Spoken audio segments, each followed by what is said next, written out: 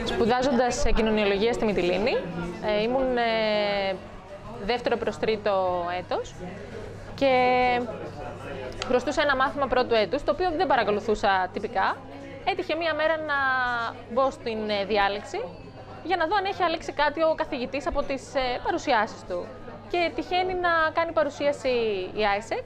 Είναι παγκόσμιος εθελοντικός οργανισμός φοιτητικός, που απαρτίζεται από φοιτητές και αφορά φοιτητές. Και μας μιλούσαν για εθελοντικές πρακτικές, και δίναν δύο επιλογές, είτε Κάιρο είτε Ιταλία. Ήταν η χρονική περίοδος 11 προς 12 που συνέβαινε η Αραβική Άνοιξη στο Κάιρο, μεγάλη αναταραχή. Και ο καθηγητής μας επισήμανε ότι θα είχε μεγάλο κοινωνιολογικό ενδιαφέρον αν πηγαίναμε στο Κάιρο, γιατί θα κάναμε παρατήρηση, βλέπαμε οι ίδιοι τι συμβαίνει σε μια περιοχή η οποία βρίσκεται σε εμπόλεμη κατάσταση. Και ήταν κάτι το οποίο με δελέασε πάρα πολύ, γιατί ως κοινωνιολόγοι έχουμε πολύ μεγάλο εύρος θεωρητικών επιλογών, αλλά αυτό δεν καταλήγει κάπου πρακτικά.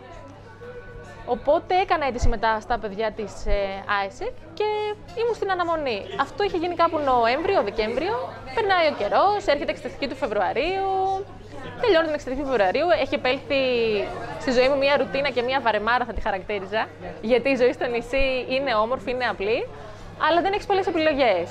Και επειδή μου είχαν αφήσει και ένα τηλέφωνο τα παιδιά, λέω θα τους πάρω ένα τηλέφωνο να στείλω ένα mail, να μάθω τι γίνεται με την αίτηση που έχω κάνει. Και τους παίρνω τηλέφωνο και είναι σε φάση που είσαι και σε ψάχνουμε και το πανεπιστήμιο δεν μας έδινε τα στοιχεία σου να έρθουμε σε επικοινωνία και δεν μπορούσαμε να απαντήσουμε ούτε στο mail σου. Είχε πολλούς φραγμούς στο πανεπιστημιακό mail.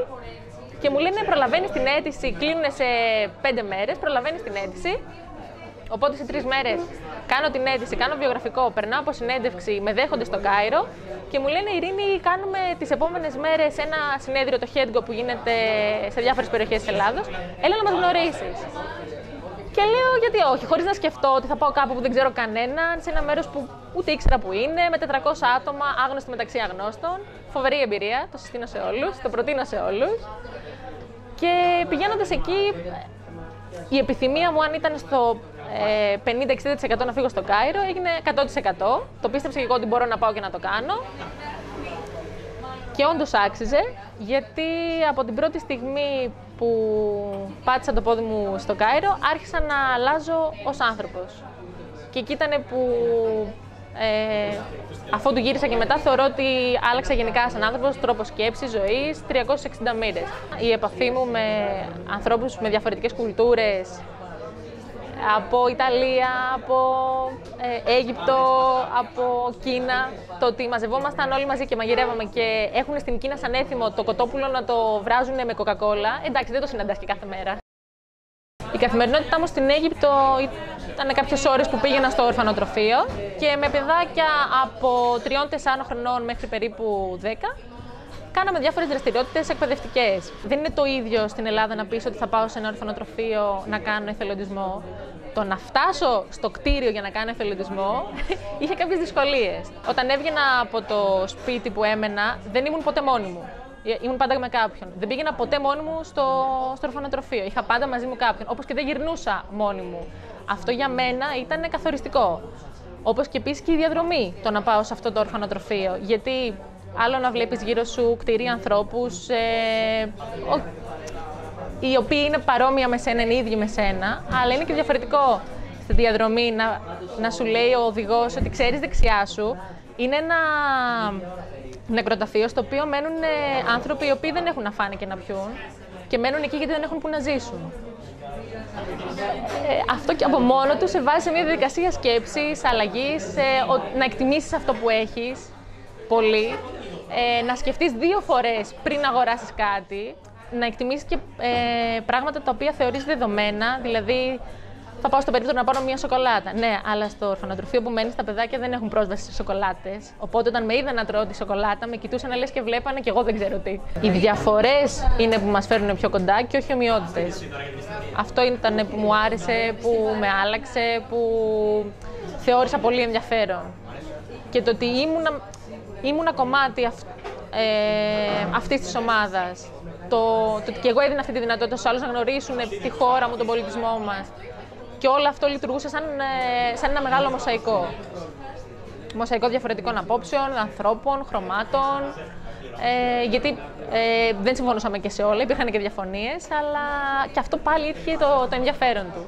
Αφού του γύρισα και μετά, εννοείται ότι η αλλαγή καθοριστική που υπήρξε στην καθημερινότητά μου δεν με ενδιέφερε πλέον αν θα είναι μάρκα ή όχι αυτό που θα βάλω. Δεν με ενδιέφερε που θα είναι αυτό που θα βγω, αρκεί να είχα καλή παρέα.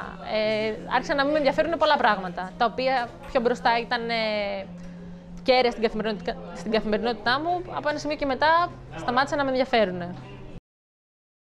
Υπάρχουν οργανώσεις κατά το human trafficking στην Ελλάδα που προσπαθούν να ενημερώσουν και να βοηθήσουν όχι απλά τους καθημερινούς πολίτες, αλλά και συγκεκριμένα και αστυνομία και δικαστές και εισαγγελείς, έτσι ώστε να γνωρίσουν και ήδη θύματα human trafficking. Το τρομακτικό είναι ότι συμβαίνει και στην Ελλάδα, ναι, και στη Θεσσαλονίκη, είναι η πόλη μου, γι' αυτό το τονίζω.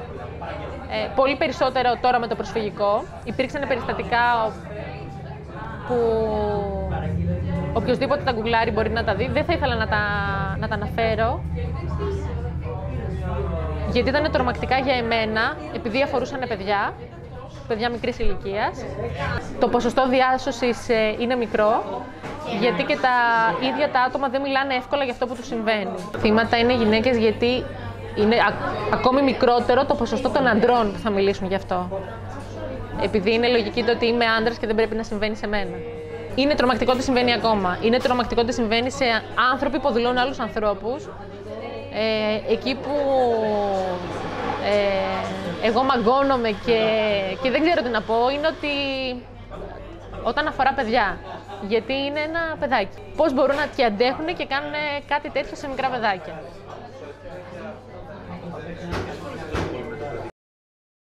Αν μπορούσα να φωνάξω κάτι στον κόσμο, θα ήταν να αρχίσει να ψηφά τα όρια του, για να ανακαλύψει τον εαυτό του, να ανακαλύψει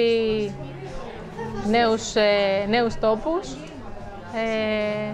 να δει με ένα διαφορετικό τρόπο την οδύσσια της ζωής.